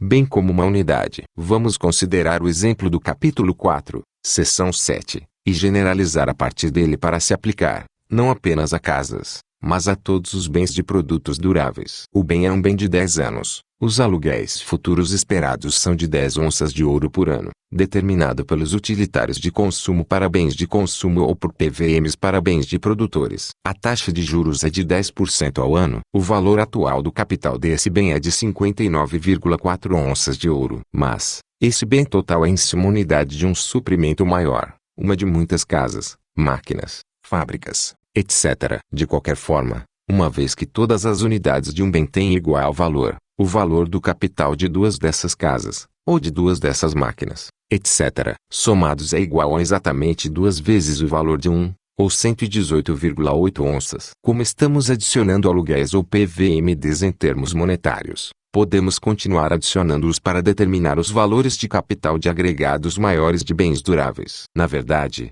ao agregar valores de capital, não precisamos nos limitar ao mesmo bem. Tudo o que precisamos fazer é somar os valores do capital em qualquer pacote de bens duráveis que estamos interessados em avaliar. Portanto, suponha que uma empresa, a Jones Construction Company, deseje vender todos os seus ativos no mercado. Esses ativos, necessariamente duráveis, consistem nos seguintes 3 máquinas. Cada máquina tem um valor de capital, baseado na soma dos PVMs, de 10 onças. Portanto, o valor de capital total é de 30 onças. Uma construção, com um valor de capital de 40 onças. 4 acres de terra. Cada acre tem um valor de capital de 10 onças. O total é 40 onças. O valor de capital desses ativos, 110 onças. Mas, devemos sempre lembrar, ao adicionar valores de capital, que eles são relevantes apenas na medida em que são expressos em preço de mercado ou preço de mercado potencial. Muitos escritores caíram na armadilha de presumir que podem, de maneira semelhante, somar todo o valor do capital da nação ou do mundo e chegar a uma cifra significativa. As estimativas de capital nacional ou mundial, entretanto, são completamente sem sentido. O mundo, ou país, não pode vender todo o seu capital no mercado. Portanto, tais exercícios estatísticos são inúteis. Eles não têm referência possível ao próprio objetivo da capitalização, estimativa correta do preço potencial de mercado. Como indicamos, a capitalização se aplica a todos os fatores de produção, ou melhor, a todos os fatores onde existem mercados para todos os bens que os incorporam. Podemos chamar esses mercados de mercado de capitais. São os mercados de troca de propriedade, total ou parcial, de bens de produção duráveis. Tomemos o caso dos bens de capital. A renda de um bem de capital é igual ao seu PVMD. O valor capitalizado do bem de capital é a soma dos futuros PVMDs ou a soma descontada dos futuros PVMs. Esse é o valor presente do bem, e é para isso que o bem será vendido no mercado de capitais. O processo de capitalização, porque permeia todos os setores da economia e porque é flexível o suficiente para incluir diferentes tipos de ativos, como o total de ativos de capital de uma empresa, é muito importante na economia. Os preços das ações de titularidade desse capital serão fixados na sua fração proporcional ao valor total do capital dos bens. Desta forma, dados os PVMs, a durabilidade e a taxa de juros, são determinados todos os preços do mercado de capitais, e esses serão os preços da ERU. Esta é a forma como os preços dos bens de capital individuais, máquinas, edifícios, etc., serão fixados no mercado, e esta é a forma pela qual esses valores serão somados para estabelecer o preço de um pacote de ativos de capital, semelhantes e diferentes. Os preços das ações no mercado de ações serão definidos de acordo com a proporção que suportam para o valor capitalizado dos ativos totais da empresa. Declaramos que todos os fatores que podem ser comprados e vendidos como bens inteiros no mercado são capitalizados. Isso inclui bens de capital, terrenos e bens de consumo duráveis. É claro que bens de capital e bens de consumo duráveis podem ser e são capitalizados. Mas, e quanto ao terreno? Como isso pode ser capitalizado? Vimos em detalhes acima que os ganhos finais dos fatores vão para os proprietários do trabalho e da terra e, como juros, para os capitalistas. Se a terra pode ser capitalizada, isso não significa que a terra e os bens de capital são realmente a mesma coisa. Afinal, a resposta a esta última pergunta é não. Ainda é enfaticamente verdadeiro que os ganhos dos fatores fundiários básicos são finais e irredutíveis, assim como os ganhos do trabalho, enquanto os bens de capital devem ser constantemente produzidos e reproduzidos e, portanto, seus ganhos são sempre redutíveis aos ganhos de terra, trabalho e tempo. Terrenos básicos podem ser capitalizados por um motivo simples: podem ser comprados e vendidos como um todo no mercado. Isso não pode ser feito para o trabalho, exceto sob um sistema de escravidão, o que, é claro, não pode ocorrer no mercado puramente livre. Visto que isso pode ser e está sendo feito, surge o problema de como os preços nessas trocas são determinados. Esses preços são os valores de capital do terreno. Uma característica importante da terra em comparação com os bens de capital é que sua série de rendas futuras é geralmente infinita, uma vez que, seja como solo básico ou local, é fisicamente indestrutível. Nairu, a série de rendas futuras será, naturalmente, sempre a mesma. O próprio fato de qualquer terreno ser comprado e vendido, aliás, é uma demonstração da universalidade da preferência temporal. Se não houvesse preferência temporal para o presente, uma série infinita de rendas futuras nunca poderia ser capitalizada. Um pedaço de terra teria que ter um preço presente infinito e, portanto, nunca poderia ser vendido. O fato de as terras terem preços é uma indicação de que sempre há uma preferência temporal e que os aluguéis futuros são descontados para serem reduzidos a um valor presente. Como no caso de qualquer outro bem, o valor do capital da terra é igual à soma de suas futuras rendas descontadas. Por exemplo, pode ser demonstrado matematicamente que, se tivermos uma renda constante que se espera ganhar perpetuamente, o valor do capital do ativo será igual à renda anual dividida pela taxa de juros. Agora, é óbvio que, em tal terra, o investidor obtém anualmente a taxa de juros de mercado. Se, em outras palavras, os aluguéis anuais forem de 50 e a taxa de juros for 5%, o ativo será vendido por 50 a 0,05 mil. O investidor que comprar o ativo por 1.000 onças ganhará 50 onças por ano com isso, ou 5%, a taxa de juros de mercado. A terra, então, é capitalizada, assim como os bens de capital, ações em empresas proprietárias de capital e bens de consumo duráveis. Todos esses proprietários tenderão a receber a mesma taxa de retorno de juros e todos receberão a mesma taxa de retorno Nairu. Em suma, todos os ativos próprios serão capitalizados. Nairu, é claro, os valores de capital de todos os ativos permanecerão constantes. Eles também serão iguais à soma descontada dos PVMs de seus aluguéis unitários. Acima, vimos que uma distinção fundamental entre terra e bens de capital é que os proprietários dos primeiros vendem bens futuros por dinheiro presente, enquanto os proprietários dos últimos adiantam dinheiro presente, compram bens futuros e, posteriormente, vendem seu produto quando é menos distante o futuro. Isso ainda é verdade. Mas, então devemos fazer a pergunta: como o proprietário de terras veio a possuir esta terra? A resposta é: exceto pelo fato de seus ancestrais encontrarem terras não utilizadas e colocá-las em uso, que ele deve ter comprado de outra pessoa. Se o fizer, então, Nairu, deve ter comprado pelo valor capitalizado. Se ele comprar o terreno ao preço de 1.000 onças e receber 50 onças por ano de aluguel, receberá juros, e apenas juros. Ele vende bens futuros, serviço de terras, no processo de produção, mas ele também comprou primeiro todo o terreno com dinheiro. Portanto, ele também é um investidor capitalista que ganha juros. Renda pura, ou seja, a renda que não é simplesmente um retorno sobre o investimento anterior e, portanto, não é capitalizada, parece, portanto, ser ganha apenas por aqueles que encontraram terras não utilizadas,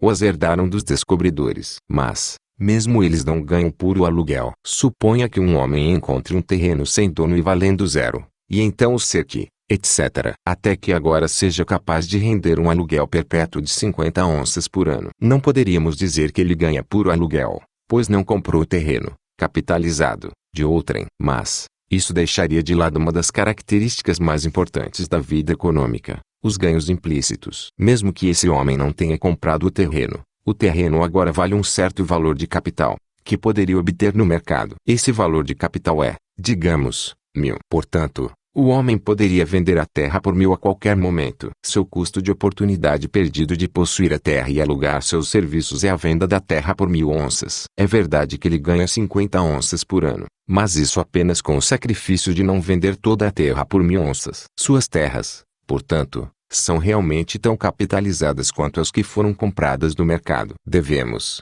portanto, concluir que ninguém recebe renda pura, exceto trabalhadores na forma de salários, que as únicas rendas na economia produtiva são salários, o termo para os preços e rendas dos fatores de trabalho, e juros. Mas, ainda há uma distinção crucial entre terra e bens de capital. Pois vemos que um elemento fundamental e irredutível é o valor de capital da terra. O valor do capital dos bens de capital ainda se reduz aos salários e ao valor do capital da terra. Em uma economia em mudança, há outra fonte de renda. Aumentos no valor do capital da terra. Típico foi o homem que encontrou um terreno sem uso e depois vendeu seus serviços. Originalmente, o valor de capital da terra era zero, não valia a pena. Agora, o terreno se tornou valioso porque dá aluguel. Como resultado, o valor do capital aumentou para 1.000 onças. Sua renda, ou ganho, consistia no aumento de 1.000 onças no valor do capital. Isso, é claro, não pode ocorrer na ERU. Todos os valores de capital devem permanecer constantes.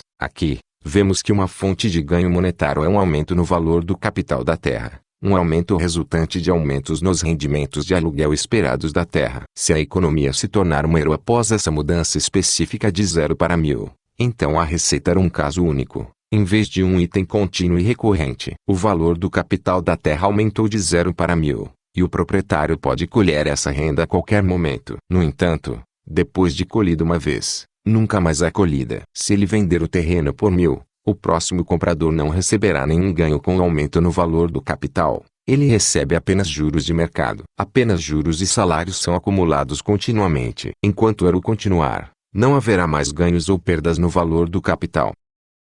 6. O esgotamento dos recursos naturais.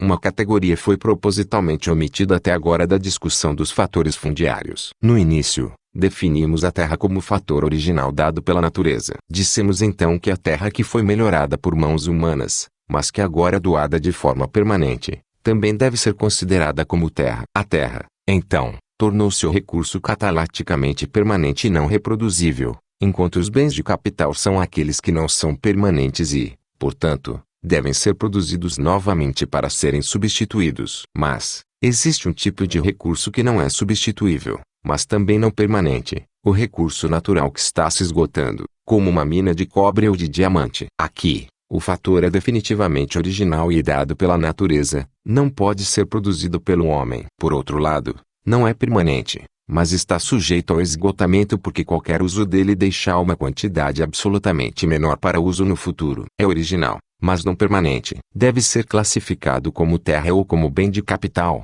O teste crucial de nosso procedimento classificatório é perguntar: os fatores trabalho e terra devem funcionar para reproduzir o bem? No caso de fatores permanentes, isso não é necessário, uma vez que não se desgastam. Mas, neste caso, devemos responder negativamente também, pois esses bens, embora não permanentes, não podem ser reproduzidos pelo homem, apesar de seu esgotamento. Portanto, o recurso natural vem como uma divisão especial na categoria terra. A tabela 15, adaptada de uma tabela feita pelo professor Hayek, revela nossa classificação de vários recursos como terra ou bens de capital. Hayek critica o critério de reprodutibilidade para classificar um bem de capital. Ele declara: o ponto que é relevante não é que certos recursos existentes podem ser substituídos por outros que são em algum sentido tecnológico semelhantes a eles, mas que eles têm que ser substituídos por algo, seja semelhante ou não, se o fluxo de renda não deve declinar. Mas, isso é confundir valor com considerações físicas. Estamos tentando classificar os bens físicos aqui, não discutir seus valores possíveis, que irão flutuar continuamente. A questão é que os recursos sujeitos ao esgotamento não podem ser repostos, por mais que o proprietário deseje. Eles, portanto, ganham uma renda líquida. Hayek também levanta a questão de saber se um riacho é terra caso um novo riacho possa ser criado pela coleta de água da chuva. Mais uma vez, Hayek interpreta erroneamente a questão como a manutenção de um fluxo de renda constante em vez de classificar um bem físico concreto. O riacho é terra porque não precisa ser substituído fisicamente. É óbvio que a crítica de Hayek é válida contra a definição de Kaldor. Kaldor definiu o capital como um recurso reproduzível que é economicamente lucrativo de produzir. Nesse caso, as máquinas obsoletas não seriam mais bens de capital, seriam terra. A definição deveria ser recursos fisicamente reproduzíveis. A crítica de Hayek de que então a possibilidade de cultivar frutas artificiais, etc., tornaria todas as terras capital novamente interpreta mal o problema, que é a necessidade física e a possibilidade de reproduzir do agente. Visto que a terra básica, não seus frutos não precisa ser reproduzida, ela é excluída da categoria de bens de capital. Recursos permanente e não permanente, consumíveis original não produzível produzido, produzível terra terralã bens de capital. O fato de os recursos naturais não poderem ser reproduzidos significa que eles ganham uma renda líquida e que sua renda não é absorvida pela terra e pelos fatores de trabalho que vão para sua produção. É claro que, com as rendas líquidas, eles ganham a taxa de juros usual da sociedade para seus proprietários, sendo os rendimentos de juros relacionados ao valor do capital. Os aumentos nos valores de capital dos recursos naturais vão, em última análise, para o próprio proprietário dos recursos e não são absorvidos em ganhos por outros fatores de terra e trabalho. Não há problema em capitalizar um recurso sujeito ao esgotamento, pois, como vimos, a capitalização pode ocorrer para uma série finita ou infinita de rendas futuras de aluguel. Há, entretanto, um problema marcante que permeia qualquer análise do recurso sujeito ao esgotamento e que o distingue de todos os outros tipos de bens. Este é o fato de que não pode haver uso para tal recurso em uma economia em rotação uniforme, pois a base do euro é que todas as quantidades econômicas continuam indefinidamente em uma rodada sem fim. Mas, isso não pode acontecer no caso de um recurso que está sujeito ao esgotamento, pois sempre que ele é utilizado, o estoque total desse bem na economia diminui. A situação no momento seguinte, então, não pode ser a mesma de antes. Este é apenas um exemplo das dificuldades insuperáveis encontradas sempre que o euro é usado, não como uma construção auxiliar na análise, mas como uma espécie de ideal que a economia livre deve ser forçada a emular. Pode haver uma demanda de reserva para um recurso esgotável, da mesma forma que existe uma demanda de reserva especulativa para qualquer outro estoque de bens no mercado. Essa especulação não é simplesmente maldade, ela tem uma função definida, a saber, a de destinar o recurso escasso e esgotável para aqueles usos nos momentos em que a demanda do consumidor por ele será maior. O especulador, esperando para usar os recursos até uma data futura, beneficia os consumidores ao mudar seu uso para um momento em que eles terão mais demanda do que no presente. Como no caso do terreno, o recurso permanente pertence ao primeiro descobridor e ao primeiro usuário, e muitas vezes alguns desses ganhos de capital iniciais são absorvidos pelos juros do capital originalmente investido no negócio de busca de recursos. A absorção pode ocorrer apenas na medida em que a descoberta de novos recursos seja um negócio regular e contínuo, mas esse negócio, que por definição não poderia existir na euro, nunca poderá ser totalmente regularizado. Minerais como carvão e petróleo são claramente exemplos de recursos esgotáveis. E quanto a recursos naturais como florestas, uma floresta, embora cresça por processos naturais, pode ser produzida pelo homem se medidas forem tomadas para manter e cultivar mais árvores, etc. Portanto,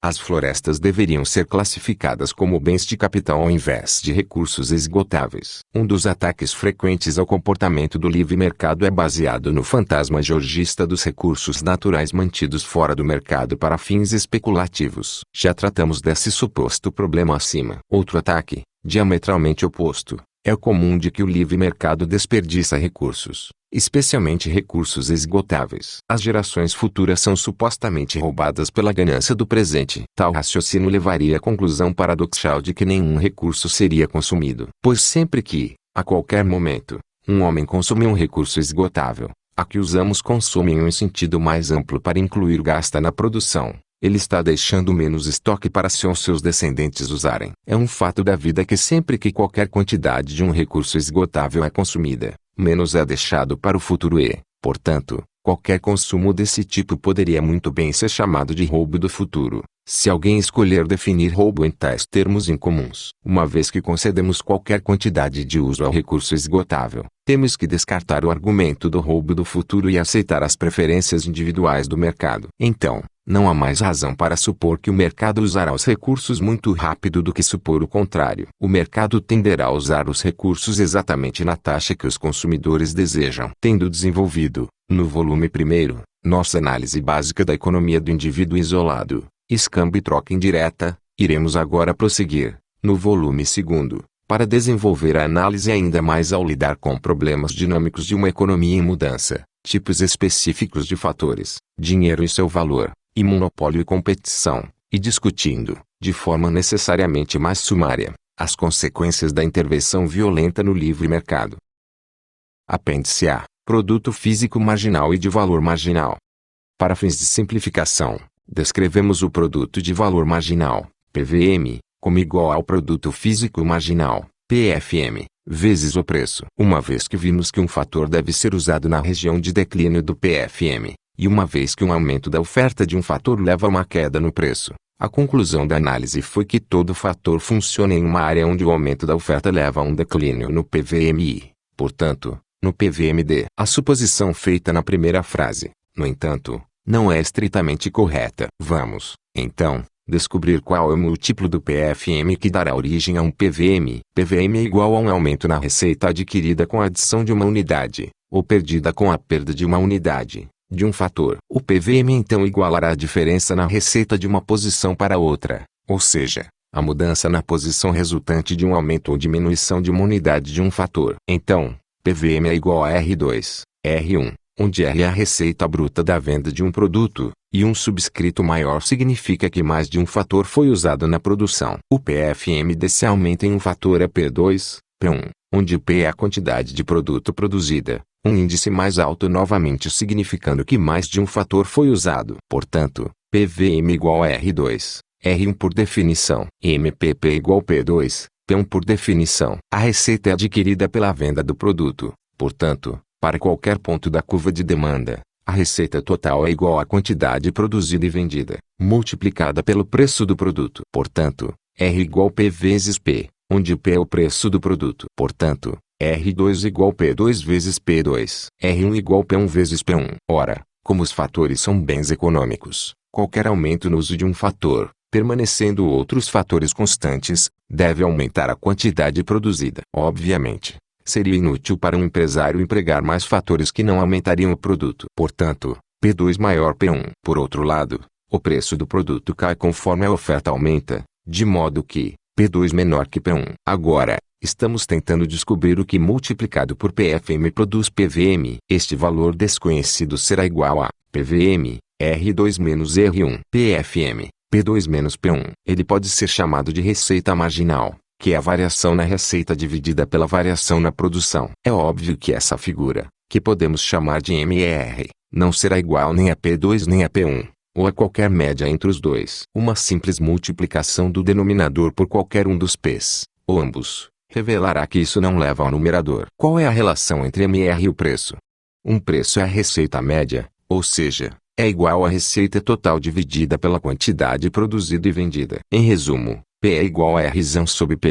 Mas, acima, na discussão do produto marginal e médio, vimos a relação matemática entre média e marginal, e isso vale tanto para a receita quanto para a produtividade, a saber, que na faixa onde a média está aumentando, o marginal é maior que a média, na faixa em que a média está diminuindo, marginal é menor que a média. Mas, estabelecemos no início deste livro que a curva de demanda, ou seja, o preço ou a curva de receita média, está sempre caindo à medida que a quantidade aumenta. Portanto, a curva de receita marginal também está caindo e está sempre abaixo da receita ou preço médio. Vamos, no entanto, consolidar a prova demonstrando que, para quaisquer duas posições, P2 é maior que MR. Como P2 é menor que P1, à medida que o preço cai quando a oferta aumenta, a proposição de que a MR é menor que ambos os preços será provada. Primeiro, sabemos que P2 P1, o que significa que R2 menor P2 R1 P1 agora. Podemos tomar o ponto 1 como ponto de partida e então considerar a mudança para o ponto 2,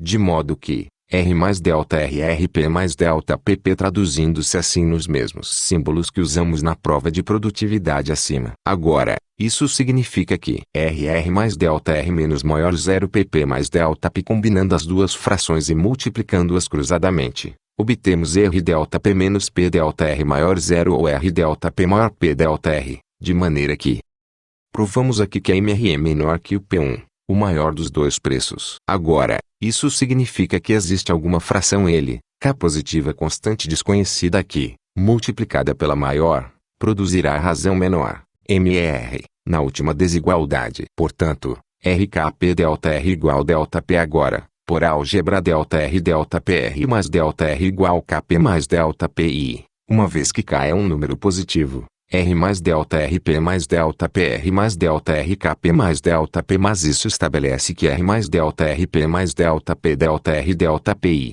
é que MR é menor que P2, que é D. Portanto, quando consideramos que Estritamente, MR, e não o preço, deve ser multiplicado por PFM para chegar a PVM. Descobrimos que nossa conclusão, que a produção sempre ocorre na zona de uma curva PVM em queda, é fortalecida ao invés de enfraquecida. O PVM cai ainda mais rapidamente em relação ao PFM do que imaginávamos. Além disso, nossa análise não é muito modificada, porque nenhum novo determinante básico, além do PFM e preços definidos pela curva de demanda do consumidor, foi introduzido em nossa análise corretiva. Em vista de tudo isso, podemos continuar a tratar o PVM como igual ao PFM vezes o preço como uma aproximação legítima e simplificada do resultado real. Apêndice B. O professor Holp e a teoria da produtividade marginal do desconto. Das escolas atuais de pensamento econômico, as mais elegantes são a econométrica, a keynesiana, a institucionalista e a neoclássica. Neoclássico refere-se ao padrão estabelecido pelos principais economistas do final do século X. A tendência neoclássica dominante no momento pode ser encontrada no sistema do professor Frank Knight, do qual a característica mais elementar é um ataque a todo o conceito de preferência temporal, negando a preferência de tempo e baseando o retorno dos juros apenas em uma suposta produtividade do capital. Os Knightianos atacam a doutrina do PVM descontado e, em vez disso, defendem uma teoria PVM pura. A exposição mais clara dessa abordagem pode ser encontrada em um artigo de um seguidor de Knight, o professor Arl Holp. Holp define produto como qualquer resultado imediato de atividades valiosas presentes. Isso inclui o trabalho em bens que serão consumidos apenas no futuro. Portanto, os operários e equipamentos que iniciam a construção de um edifício podem ter apenas algumas estacas no solo para mostrar por seu trabalho no primeiro dia, mas isso e não a estrutura concluída é seu produto imediato. Assim, a doutrina de que um fator recebe o valor de seu produto marginal refere-se a esse produto imediato. A simultaneidade de produção e produto não requer nenhuma suposição simplificadora. É um apelo direto ao óbvio. Cada atividade tem seus resultados imediatos. Obviamente, ninguém nega que as pessoas trabalham com mercadorias e movem o capital um pouco mais adiante. Mas, o resultado imediato disso é um produto com algum sentido significativo. Deve ficar claro que o produto é o produto final, o bem vendido ao consumidor. Todo o propósito do sistema de produção é levar ao consumo final. Todas as compras intermediárias são baseadas na expectativa de compra final pelo consumidor e não ocorreriam de outra forma. Toda atividade pode ter seus resultados imediatos, mas não são resultados que demandariam qualquer receita monetária de quem quer que fosse, se os próprios donos dos fatores fossem coproprietários de tudo o que produziram até o estágio de consumo final. Nesse caso, seria óbvio que eles não são pagos imediatamente, portanto, seu produto não é imediato. A única razão pela qual eles são pagos imediatamente, e mesmo que não há imediatismo estrito, no mercado é que os capitalistas adiantam os bens presentes em troca dos bens futuros pelos quais esperam um prêmio ou retorno de juros. Assim, os proprietários dos fatores recebem o valor descontado de seu produto marginal. A abordagem Knight-Holp, além disso, é um retrocesso para uma teoria do valor de custo real. Assume que os esforços atuais, de alguma forma, sempre trarão resultados presentes. Mas quando, em apresentar atividades valiosas. Mas como essas atividades se tornam valiosas? Somente se seu futuro produto for vendido, como esperado, aos consumidores. Suponha, entretanto, que as pessoas trabalhem durante anos em um determinado bem e sejam pagas pelos capitalistas, e então o produto final não seja comprado pelos consumidores. Os capitalistas absorvem perdas monetárias. Onde estava o pagamento imediato de acordo com o produto marginal? O pagamento foi apenas um investimento em bens futuros pelos capitalistas. Holp então se volta para outro erro supostamente hediondo da abordagem de desconto, a saber, a doutrina da não coordenação de fatores. Isso significa que alguns fatores, em seu pagamento, recebem o valor descontado de seu produto e outros não. Holp, entretanto, está sofrendo de um equívoco. Não há pressuposto de não coordenação em qualquer teoria de desconto sólida. Como afirmamos acima, todos os fatores, trabalho, terra e bens de capital, recebem seu produto de valor marginal descontado. A diferença em relação aos proprietários de bens de capital é que, em última análise, eles não recebem nenhum pagamento independente, uma vez que os bens de capital são resolvidos nos fatores que os produziram. Em última instância, os fatores terra e trabalho, e os juros do tempo envolvidos no adiantamento de pagamento pelos capitalistas. Rolp acredita que a não coordenação está envolvida porque os proprietários de terras e fatores de trabalho recebem uma parcela com desconto, e o capital recebe uma parcela não descontada. Mas, esta é uma maneira falha de afirmar a conclusão. Os proprietários da terra e dos fatores de trabalho recebem uma parcela com desconto, mas os proprietários do capital monetário, recebem o desconto. O restante do artigo de Rolp é amplamente dedicado a uma tentativa de provar que nenhum lapso de tempo está envolvido nos pagamentos aos proprietários de fatores. Rolp presume a existência de centros de produção dentro de cada empresa, que, divididos em etapas virtualmente instantâneas, produzem e, então, implicitamente recebem o pagamento instantaneamente. Essa construção torturada e irreal carece de sentido. Mesmo que houvessem centros de produção atomizados, a questão é que alguma pessoa ou pessoas terão que fazer adiantamentos com dinheiro presente ao longo da rota, em qualquer ordem, até que o produto final seja vendido aos consumidores. Deixe Rolp imaginar um sistema de produção, atomizado ou integrado conforme o caso, sem ninguém fazendo os adiantamentos de bens presentes, capital monetário, que ele nega existir. E como os trabalhadores e proprietários de terras trabalham nos produtos intermediários durante anos sem remuneração, até que o produto acabado esteja pronto para o consumidor, que Rolp os exorte a não se preocuparem, uma vez que foram implicitamente pagos simultaneamente enquanto trabalhavam. Pois esta é a implicação lógica da posição de Knut Rolp.